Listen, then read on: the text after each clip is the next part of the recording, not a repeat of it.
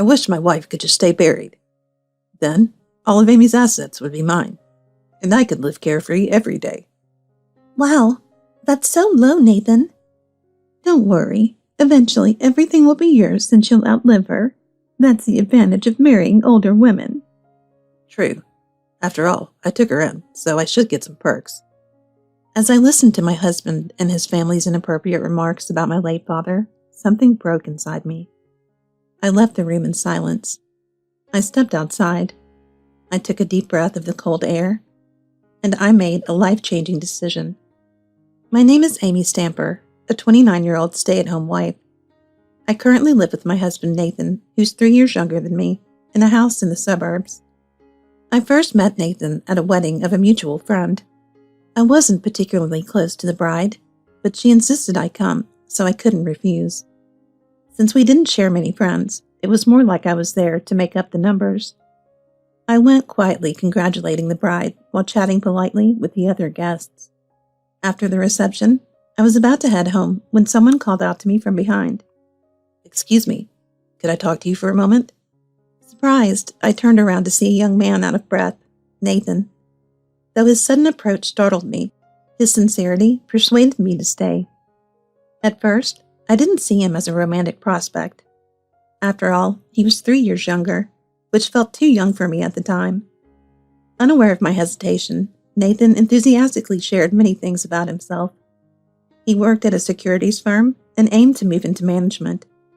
His youthful ambition and drive felt refreshing, and I gradually became interested in him. From that day, Nathan started reaching out more frequently. At first, we'd go for casual dinners or movies, but his steady interest never wavered. Although I felt uneasy about our age gap, his sincerity gradually won me over. Nathan was sensitive to my feelings, always taking things at my pace without pressuring me. Then one day, he confessed his feelings in a serious tone. "Amy, I know you're concerned about our age difference, but you're the one I want. No matter our age or how far apart we are, I want to be with you." His words went beyond simple affection, showing a genuine commitment to our future together. In that moment, the age barrier I had put up crumbled. Nathan's determination moved me deeply. We started dating, and 6 months later, he proposed. I accepted his proposal without hesitation. I could clearly see a future with him. Marrying Nathan marked a significant turning point in my life. With marriage, I transitioned to being a stay-at-home wife, and my life changed drastically. The biggest change was moving in with my in-laws, as we began living in Nathan's childhood home. Living with us were Nathan's mother, Emma, a stay-at-home mom, and his younger sister, Mary, a college sophomore. Initially, we planned to find a place of our own, but soon after, Nathan suggested we live with his family. Nathan's father had passed away a few years prior, leaving his mother and sister to manage the home alone. Though independent, they both struggled with the absence of a steady presence in the home. As the eldest son, Nathan felt it was his duty to step up and support them. His dedication to his family made a strong impression on me. Though I had reservations, I respected Nathan's wishes and agreed to live with his family. I wanted to support Nathan's desire to care for his family, and I believed building connections with his family was important for our future together. Living with Nathan's family took some adjustment, but gradually I settled into the new routine. Nathan made an effort to support me, balancing his busy work schedule while helping me communicate with his family. Yet despite this, I often felt a heavy weight in my heart, especially when interacting with my mother-in-law, Emma.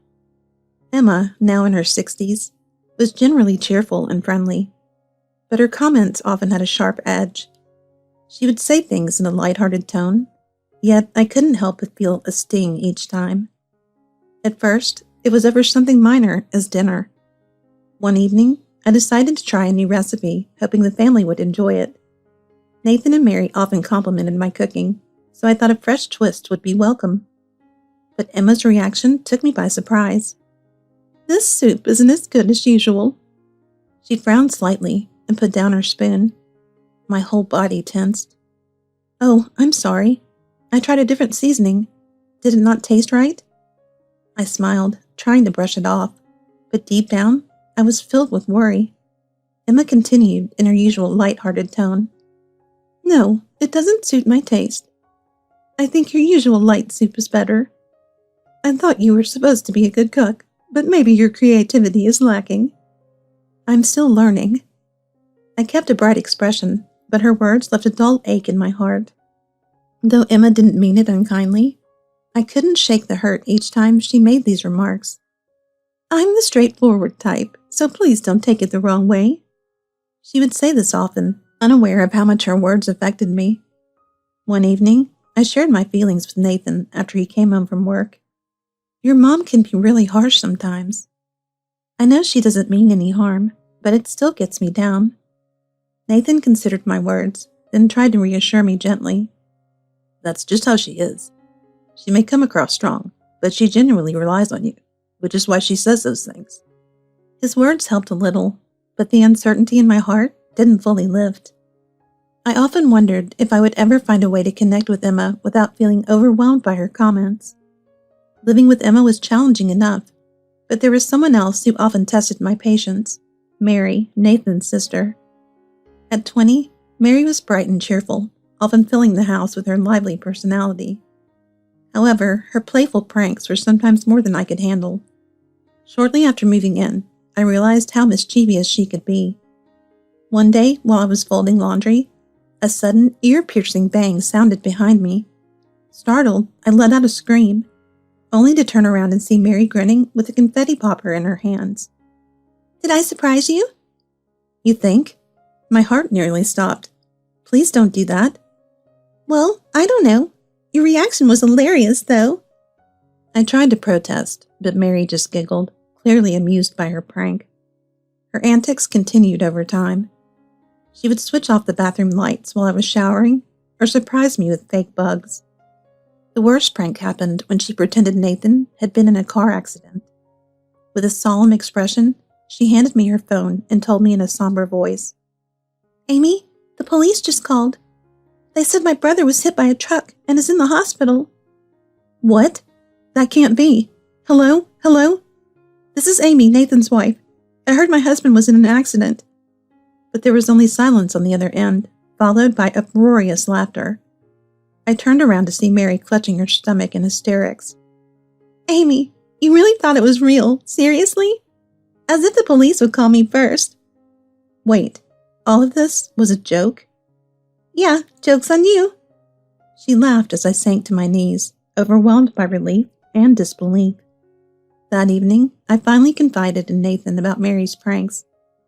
Nathan, Mary's pranks are getting to be too much. Today, she pretended you were in an accident. An accident? Mary did that? I'll talk to her, but honestly, that's just how she's always been. Nathan laughed it off, though I could hardly see the humor. In that moment, I realized he wasn't going to take my concerns seriously. Realizing I couldn't rely on Nathan to address Mary's antics, I resolved to find my own ways to cope with her behavior. One day, a major disaster struck a neighboring town. The news covered scenes of destroyed homes, closed roads, and people huddled in shelters. Watching these heart-wrenching images, I felt a wave of sadness and sympathy. But Nathan's reaction was a shock. Whoa, this looks like a movie set. They really got some good shots here. I stared at him in disbelief, unable to comprehend his detached response. And then, Emma chimed in with a casual comment that left me speechless. Wish it would flood around here so we could get insurance money and rebuild the house. My heart sank even further as I watched their indifference to the real suffering happening around us.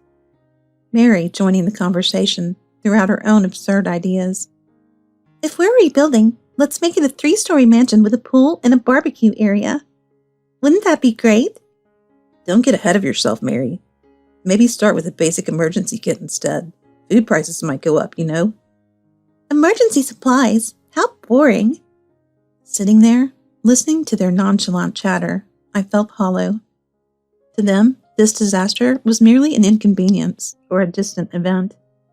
While I couldn't stop thinking about the people who had lost everything, just as I was coming to terms with the vast difference between us, I received a devastating phone call. My father had passed away. It felt surreal. He had been ill, but his passing came far too soon. At his funeral, I barely spoke, clinging to my mother as she wept uncontrollably. My older brother Mike took charge of the arrangements, guiding us all through the overwhelming grief. Nathan and his family attended, but I noticed they only stayed on the sidelines, treating it as if it were merely another obligation. The grief of losing my father was already unbearable. What happened afterward broke me completely. When I finally returned home, drained emotionally and physically, I heard voices from the living room. Nathan, Emma, and Mary were laughing and chatting as if it were any other day. So, Amy's dad must have left her some decent inheritance, right? The casual way he spoke about my father's passing left me frozen in the hallway. She's probably inheriting some property at least. Talk to her brother, Nathan. Make sure she gets a good share. Imagine how easy life would be with that rental income. I couldn't believe what I was hearing. Forget managing properties. Why not use this money for something fun? I've always wanted to go on a world cruise. We could do it, right? Actually, yeah, that sounds great.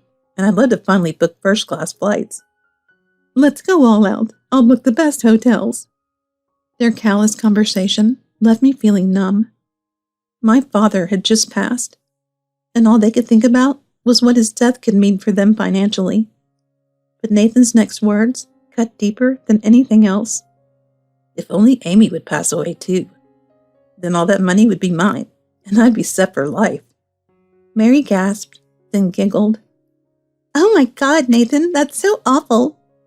Well, he is right. He'll likely outlive her anyway. That's the perk of marrying an older woman. Exactly. I took in a woman past her prime. A little reward wouldn't hurt. I felt something inside me crumble, and a cold clarity took over. Without a word, I turned and walked out the door, inhaling the crisp night air to calm myself. But no amount of deep breathing could dispel the heavy feeling of betrayal and loss. I had tried to make things work, to respect Nathan's family for his sake. I had endured Emma's cutting remarks and Mary's relentless pranks. But this, listening to them plot to use my father's death for personal gain, and to suggest that I was merely a financial asset, I couldn't accept it. With the clearest resolve I'd ever felt, I realized that I couldn't continue living in this house. I had to leave Nathan and his family, for my own peace and my father's memory. Not knowing where else to go, I found myself at the train station, phone in hand. My brother Mike was the only person I trusted, the only one who might understand. Taking a deep breath, I sent him a message. Mike, I need to come home. Can we talk? After sending the message, I felt a small sense of relief, a glimmer of hope. A few moments later, Mike replied, his words lifting a weight off my shoulders. Of course, Amy. Come home whenever you need. I'm here. Tears filled my eyes as I read his response. With Mike's support, I knew I could finally face the truth. The next day, I returned to Nathan's family home one last time, this time accompanied by Mike. I had told Mike everything the previous night about Nathan's family's heartless comments, their constant disrespect, and my decision to leave. Mike listened without interruption, nodding in understanding and encouraging me to make whatever choice would bring me peace. Now, standing at the front door, with him beside me, I felt a strength I hadn't felt in a long time. Amy, remember, this is your life. Just say what you need to say, and we'll leave together. Thank you, Mike. I rang the doorbell, and Nathan opened it, visibly surprised to see us standing there together. Amy, Mike, what's going on? I took a deep breath, and steadying my voice, spoke directly to Nathan. Nathan, I can't live like this anymore. I want a divorce. The room fell silent. Nathan looked at me in shock, processing my words. Wait, what? Divorce? Where is this coming from? I overheard your conversation last night about my father's inheritance. I've been trying for so long to be a part of this family, but last night was too much. You showed me that I'm just a means to an end for you, nothing more. Nathan looked around uncomfortably, clearly grasping the severity of the situation. Now wait a minute, Amy. You've misunderstood. We were only joking last night. There was no harm meant in what we said. Surely you're overreacting. Yeah, you just lost your dad. Maybe you're not thinking straight. Their excuses sounded hollow, and I could feel Mike bristle beside me. Whether you were joking or not, your words cut deep. I can't stay in a family that treats me and my father's memory this way. Nathan turned to me with desperation in his eyes, reaching for any way to salvage the situation. Amy, please don't do this. We can talk it out. I didn't mean anything by it. But I felt nothing for him anymore. No attachment, no sympathy. At that moment, Mike intervened. Nathan, Amy has made up her mind. Trying to convince her otherwise is pointless. Also, as you know, I'll be taking over my father's company.